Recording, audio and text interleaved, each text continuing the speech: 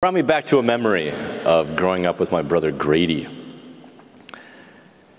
And I'd come home from seminary, and we often would have large family suppers, especially on Sunday nights. Everyone would get together for supper. And so I was home from seminary for one of these suppers, and Grady was just a little shaver, second or third grade. And we ran out of milk at the dinner table. We drink lots of milk. My grandpa was a dairy guy, so we drink lots of milk. My grandpa always said, no broken bones in my family, so drink lots of milk. And so we did. We followed his advice. And so we ran out of milk, but there was more in the fridge, of course. So Grady volunteered. I'll go get the milk. So he brings it over to the table, and it's one of those old cartons, you know, he's trying to open the carton of milk, and he's got it on the wrong side. And I said, hey, let me help you with that. He said, no, I do it. I do it. So I said, all right, I'll let him give it a shot. So he opened the carton of milk, wrong side, and he had to use so much force, it like spilled all over the table. Now, you don't cry over spilt milk, right? But I was ready to cry. I could have helped you. I could have helped you. Then we get to dessert. It's ice cream time, right? Ice cream time. We finished off the tub of ice cream, so we had to get a new one. And when you get a new one, it's a little harder than the rest, right?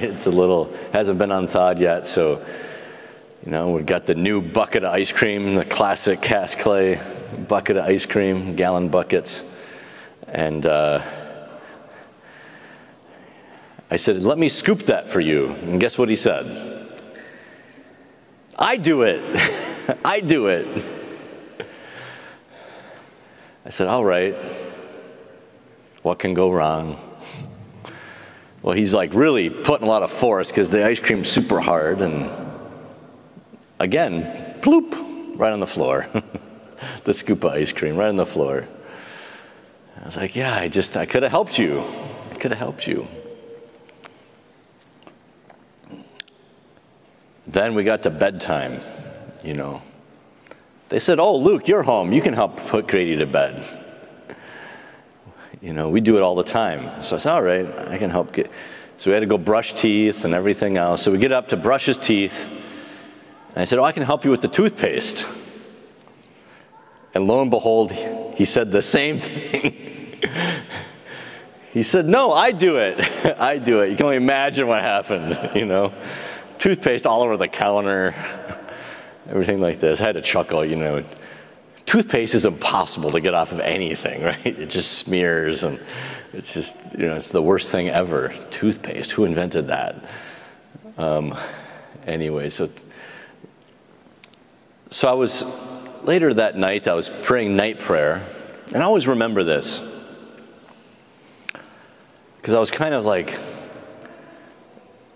Lord, why won't he receive any of my help? You know, why does he have to do it himself? And then the Lord spoke to me. He said, you know what? He said, have you asked me for help lately? And I was in the seminary, you know, I was getting ready to be ordained a deacon. I had lots of papers due. I was president of the student council. There was some drama on the student council, all these sorts of things, right? And I was like, nah, I guess I haven't. Lord, that's a good point. You're pretty good at that. He's a God of truth, you know. He reminds us of the truth in our own life. And I was reminded that, yeah, this is the way I do the same thing. I do the same thing in my life. I go around thinking that I can do it all. I can get all this stuff done. I can solve all these problems. And I don't ask him for help. I don't ask the Lord for help. Hopefully I'm getting better at that. Hopefully I'm getting better at that. But I think that's at the core of some of our readings today. Our readings today are about humility and the cross. And part of that is growing in this this interior disposition of dependence upon God's help. You know, there's this great, I think about this sometimes, you know, why didn't God take away suffering? Why didn't he take away the difficulty of life? You know, he could have after the resurrection. He conquered death. He conquered everything. He could have. It's not like he didn't have the power to. Why did he leave suffering to be part of the equation? I think it might have to do with this. I think it has to do with the power of the cross in our life. That he wanted us to taste the cross with him, not as something that we like, oh, I did it, so now you have to too, kind of thing, but because there was something glorious about it. There was something glorious about loving in this way that we would be robbed of if he just took away suffering. Because suffering makes us grow in humility, doesn't it? It really does. There's something about suffering that helps us grow in this humble dependence upon the power of God. So I want to maybe talk about two ways in which humility grows in us. Humility will not grow by me telling you to be humble. That never will work. I could stand up here all day and tell you to be humble. It's not going to work. I'm not the one who said at the beginning of time, let there be light. So my words are limited in their impact in your life. But we all have experience in our life that leads to humility. And the first one is this: humiliation leads to humility. But we resist the humiliations of life, or we rebel against them as being unfair or undeserved, or somehow I've been wronged, or I'm going to do better next time. There's all kinds of ways that we avoid the humiliations of life. But humiliations are powerful tools that God can use to draw great good out of. The goodness of our humility, this deep spirit of dependence upon God. We read in the Beatitudes, "Blessed are the poor in spirit, for they shall see God." The Beatitudes are like a ladder. You start at the bottom and you climb them. And the first one is humility. Blessed are the poor in spirit. To embrace the humiliations of life as something that will really form me to be more like Jesus in the gift of his own cross. Humility is hard, there's no doubt about it. It's not easy to be humble. There's a great spiritual author that I love. His name is Dom Hubert von Zeller.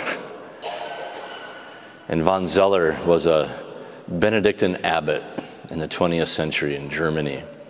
And he wrote lots of great spiritual books.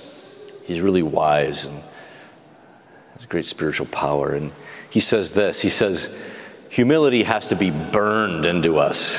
Has to be burned into us. That's really true. That's the way that humility comes. Has to be burned into us.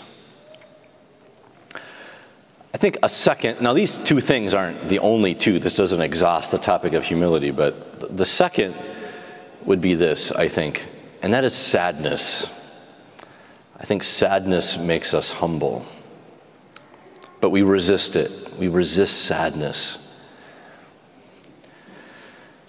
There's this lie, I think, that's out there in our culture, and many times we believe it, and it's the lie that I should be happy all the time. And if I'm not happy, something's wrong with me, because I'm not feeling good.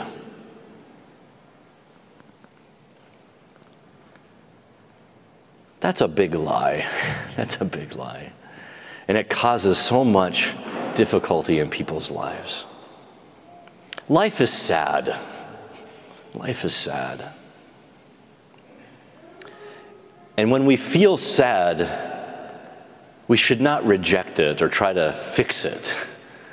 We should turn towards it. And we should just experience the sadness of life. There's a great gift in that. Of just experiencing the sadness of the brokenness of things. There's a real freedom of the heart, especially when we allow tears to flow. There's a great freedom that's opened up. There's a way that God pierces our heart in a new way.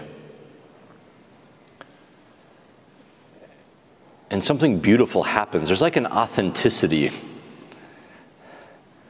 almost like accepting the brokenness of life. That can be a very holy thing, this gift of sadness and of tears. It's another one of the Beatitudes, isn't it? Blessed are they who mourn. Blessed are they who mourn. It doesn't feel blessed in the moment. We're like, what's wrong with me, you know? Am I depressed or something? Well, no, you're just sad. It's okay to be sad. We live in a very upside-down world. A world that allows everything and forgives nothing. A world that squeezed God out of every possible place. We live in a sad world. It's okay to be sad. I admire people who cry. To me, I just admire people who cry. Such a gift. You know, St. Ignatius in his spiritual exercises, you know, which is a very concise little pamphlet almost, the spiritual exercises of St. Ignatius. He calls tears a consolation. He calls tears a consolation, something positive, something, a consolation. The tears of life. Think of the great Catholic cultures of the world. Some of them used to be great Catholic cultures, maybe they're not anymore, but think of the Irish or think of the Lebanese. Their music is so melancholic because they have the freedom to be sad over the sadness of life. God brings newness out of the sadness, no doubt about it. You know, that's what we're here for. We're here for the Paschal mystery. It's the suffering, death, and resurrection of Jesus all together. So we bring him our sadness, and he brings something new out of it. Every Mass, every altar. We offer God something today. So we have an altar before us. It's a reminder that we're here to offer something. Ever thought about offering the negative? Offering the sadness, offering what's wrong, what's broken, what cuts your heart. That's what Jesus is just longing for us to offer with him. He's here on the cross saying, just come to me. With all the sadness and brokenness, come to me. Share it with me. I can't wait to share it with you so that I can bring it to newness of life. But we can't offer it if we live in denial. We have to live in authenticity. That's what the saints are. The saints are great realists, you know. The saints are not, you know, zippity-doo-dah Care Bears. They're very realistic and kind of gritty. I love it. And so that's the power, I think, of depending upon God. These things lead us to deeper dependence. They purify us of the I do it spirit. And they lead us to this deep place of dependence. So when humiliation comes, when sadness comes, be not afraid. It's a blessed time of drawing close to Jesus, our crucified Savior who makes all things new.